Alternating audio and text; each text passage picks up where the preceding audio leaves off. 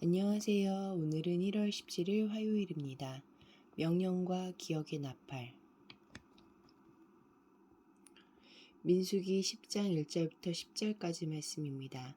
여호와께서 모세에게 말씀하여 이르시되 은 나팔 둘을 만들되 두들겨 만들어서 그것으로 회중을 소집하며 진영을 출발하게 할 것이라.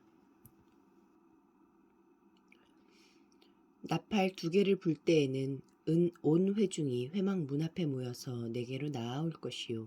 하나만 불 때에는 이스라엘의 천부장 된 지휘관들이 모여서 내게로 나아올 것이며 너희가 그것을 크게 불 때에는 동쪽 진영들이 행진할 것이며 두 번째로 크게 불 때에는 남쪽 진영들이 행진할 것이라.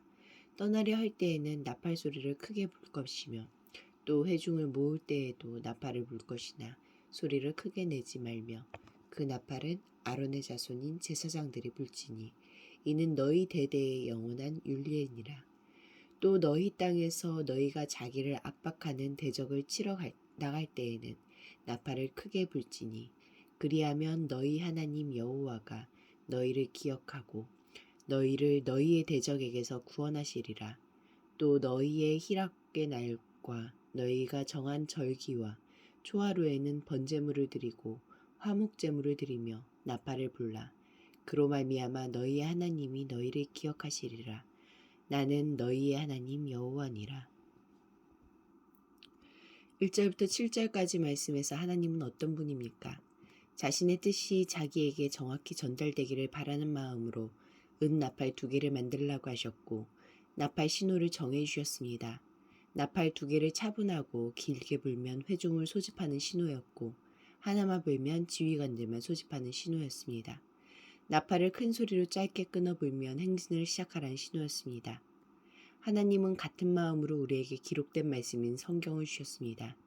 이스라엘 백성이 나팔 소리를 듣고 모였다 흩어지고 진군했다 멈춘 것처럼 우리가 말씀의 소리를 듣고 우리의 삶의 행로를 하나님의 뜻에 맞추기를 기대하십니다. 이스라엘 백성이 신호를 기억하고 나팔 소리에 귀를 기울였듯이 우리도 하나님의 말씀을 읽고 묵상하며 말씀의 소리를 들어야 합니다.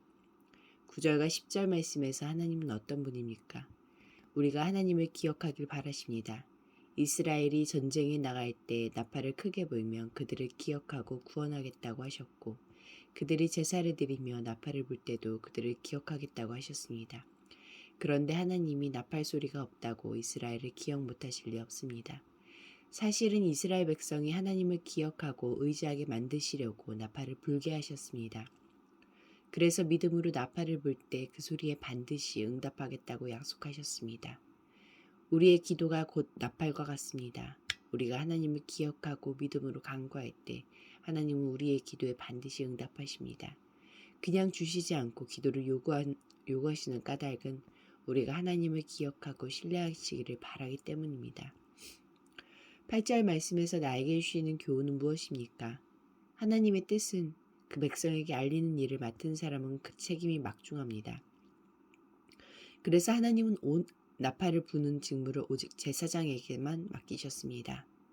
오늘날에도 하나님은 설교자, 전도자, 교사 등 말씀 사역자들을 세워 하나님의 뜻을 하나님의 백성에게 선포하고 가르치게 하십니다. 말씀 사역자들은 자기가 맡은 책임이 얼마나 큰지 인식하고 하나님의 말씀을 왜곡 없이 선명하게 전하기 위해 최선을 다해야 합니다. 만일 나팔이 분명하지 못한 소리를 내면 누가 전투를 예비하리요? 라는 바울의 걱정은 오늘도 유효합니다. 기도하시겠습니다. 공동체를 위해서는 말씀의 소리를 듣고 기도의 소리를 내며 인생을 걸어가게 하소서. 열방을 위해서는 에콰도르 콰이길 지역에서는 마약을 둘러싼 갱단 범죄와 살인이 급격히 증가하고 있다. 에콰도르 정부가 마약 범죄에 대한 실효성 있는 방지를 내놓아 국민이 평화롭게 살 수 있도록 함께 기도하시겠습니다.